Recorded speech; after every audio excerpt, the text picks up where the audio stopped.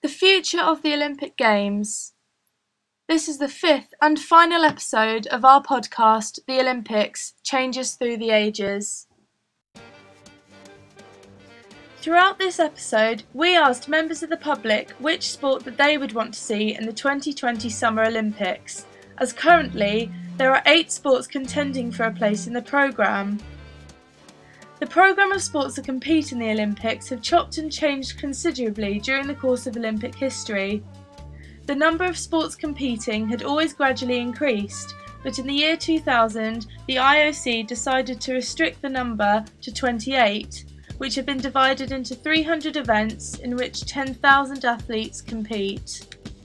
The 26 sports that will be in the London 2012 Olympic Games are as follows: archery, athletics, badminton, basketball, beach volleyball, boxing, canoeing, including slalom and sprint, cycling, including BMX, mountain bike, road and track, diving, equestrian, including dressage, eventing and jumping, fencing, football, gymnastics, including artistic, rhythmic and trampoline, handball, hockey, judo, modern pentathlon, rowing, sailing, shooting, swimming, synchronized swimming, table tennis, tennis, taekwondo, triathlon, volleyball, water polo, weightlifting and wrestling.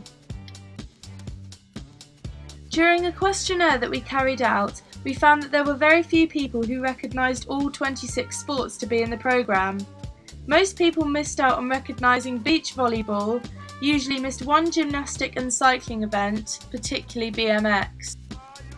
Many people didn't realise that squash and karate were actually contending to be in the Olympics. Most thought that they were already part of the Olympic programme. As there are only 26 sports in the Olympic programme for the London 2012 Games, there is room for 2 new sports to be admitted in future years, as the maximum number of sports allowed into the programme is 28. Golf and Sevens rugby have been added to the programme for the 2016 Summer Games, and there are currently 8 sports left from the original 12 that are still competing for the bid to be added to the 2020 Summer Games. The final 8 include squash, which is a high-speed racket sport played in a 4-walled court; wakeboarding, which is an extreme sport that requires a boat or cable to pull the ski around a course. It is essentially a combination of water skiing, snowboarding and surfing techniques, and is often described as snowboarding on water. Baseball, which is a bat and ball sport.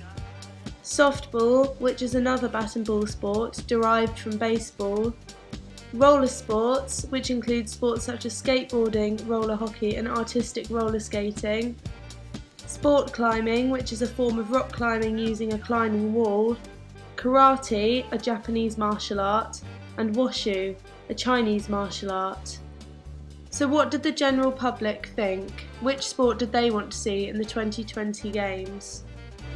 How can you choose between baseball and softball? One practically gave birth to the other. None of them really appeal. What's roller sports? Why do you think that squash should be part of the 2020 Olympics? Because it's a sport that you can quantifiably measure a winner in, because it's got a score, it's not subject to a judge's opinion, and most sports centres cater for it and have the facilities to use.